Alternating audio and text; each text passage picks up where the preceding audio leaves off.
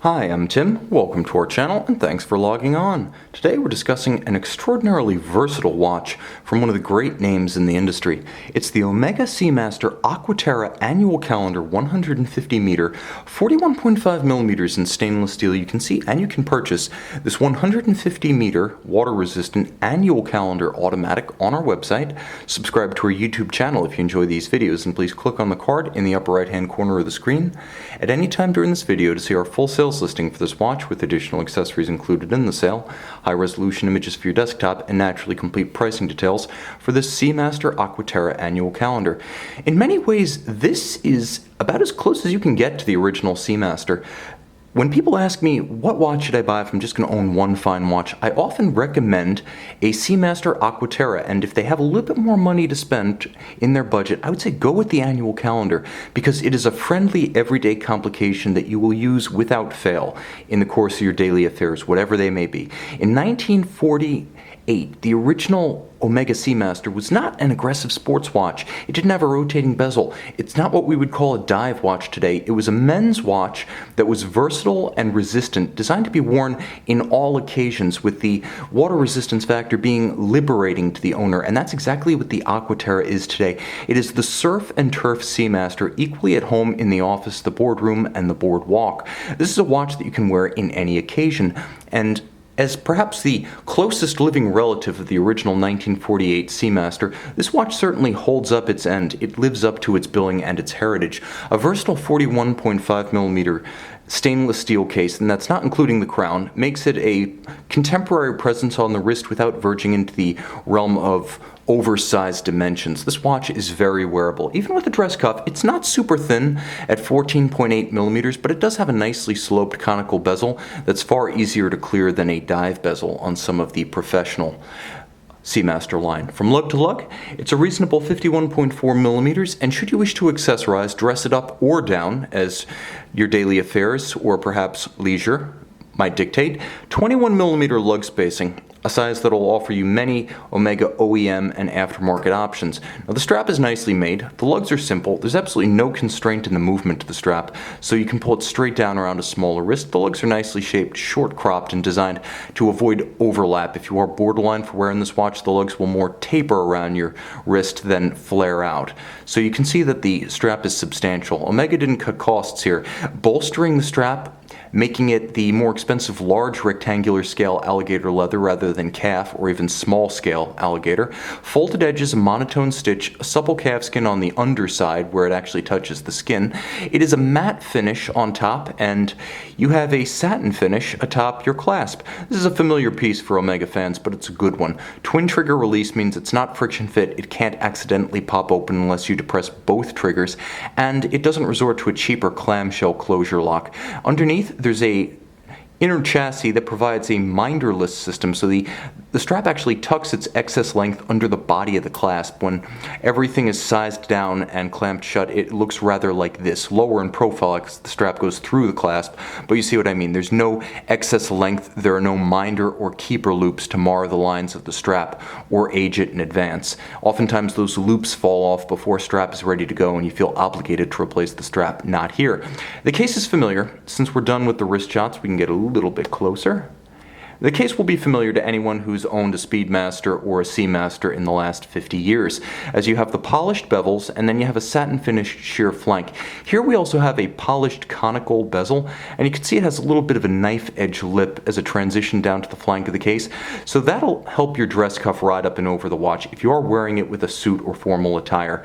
The dial itself is no nonsense. It features the vertically striated teak deck concept texture that Omega introduced in approximately 2008. Teak deck supposed to reference the structure of a yachting deck, and it does add a little bit of definition as well as a top to bottom visual draw to the watch. All of the indices, as you can see, are diamond polished and applied, so that's an upscale touch that you might appreciate, as well as the hand-applied Omega marquee and logo at 12 o'clock. Now, outboard of the fully luminescent indices, you can see that there is a set of calibrations for seconds and minutes, as well as Arabic numerals every 5 minutes to make reading precisely easier. You'll note co-axial chronometer at 6 o'clock. More on that in a moment. The watch does have an excellent display case back. Now, the watch features an annual calendar function, which means that you only need to adjust the watch. If you keep it running and wear it daily, you only need to adjust the watch once a year during the jump from February to March. A conventional calendar is going to require 5 corrections per year. This one only requires 1. Now, it's a bi-directional quickset, if I can find the position for the quickset. And you can change the date by turning in one direction, and turning counterclockwise will let you change the month. Easy to do, crisp, precise, convenient, and yes, if you pull the crown to extremity, you do activate the hacking or stop seconds, so you can precisely synchronize to a reference time. There will be a lume shot at the end of the video because the watch has plenty of luminescent material. It does not have a discrete nighttime visage. Thankfully, though the watch is the surf and turf Seamaster, it looks more like its rotating bezel professional counterparts by night. Okay, movement, a good one.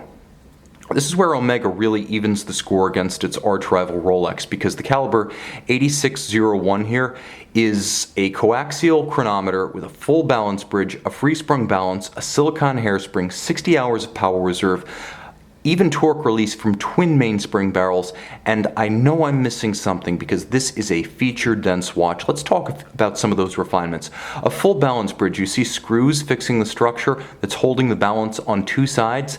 That is for shock resistance and stability. You can see a free-sprung index. That prevents the timing mechanism from moving if the watch is shocked or bumped. I talked about Si14 silicone hairspring. Yes, it has that. That helps the watch to be more resistant to magnetism, which is one of the pitfalls of life on the wrist for a conventional mechanical watch with a ferrous hairspring. No problem here.